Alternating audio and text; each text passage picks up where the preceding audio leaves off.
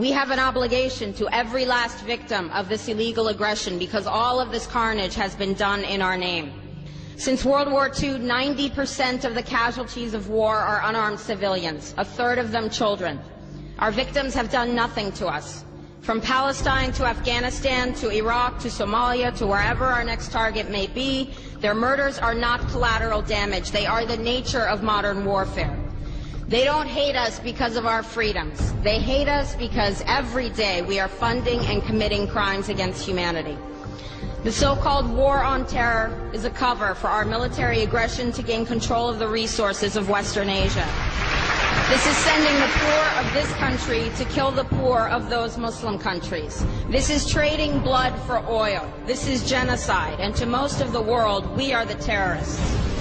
In these times, remaining silent on our responsibility to the world and its future is criminal. And in light of our complicity in the supreme crimes against humanity in Iraq and Afghanistan and ongoing violations of the UN Charter and international law, how dare any American criticize the actions of legitimate resistance to illegal occupation? Our so-called enemies in Afghanistan, Iraq, Palestine, our other colonies around the world, and our inner cities here at home are struggling against the oppressive hand of empire, demanding respect for their humanity. They are labeled insurgents or terrorists for resisting rape and pillage by the white establishment, but they are our brothers and sisters in the struggle for justice. The civilians at the other end of our weapons don't have a choice, but American soldiers have choices. And while there may have been some doubt 5 years ago, today we know the truth. Our soldiers don't sacrifice for duty, honor, country. They sacrifice for Kellogg, Brown, and Root.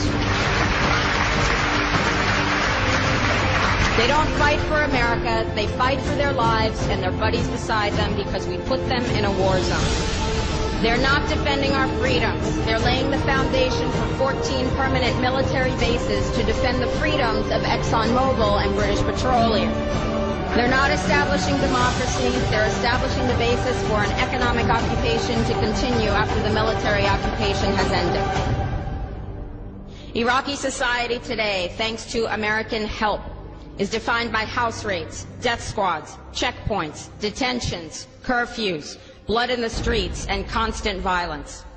We must dare to speak out in support of the Iraqi people who resist and endure the horrific existence we brought upon them through our bloodthirsty imperial crusade.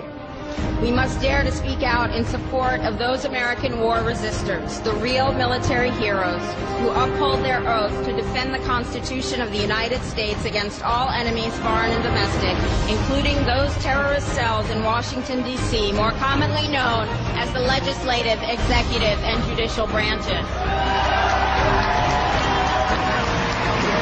Frederick Douglass said, "Those who profess to favor freedom and yet depreciate agitation are people who want crops without plowing the ground. They want rain without thunder and lightning. They want the ocean without the roar of its many waters." The struggle may be a moral one, or it may be a physical one, or it may be both, but it must be a struggle. Power concedes nothing without a demand. It never has, and it never will. Every one of us must keep demanding, keep fighting, keep thundering, keep plowing, keep speaking, keep struggling until justice is served. No justice, no peace. No justice, no peace.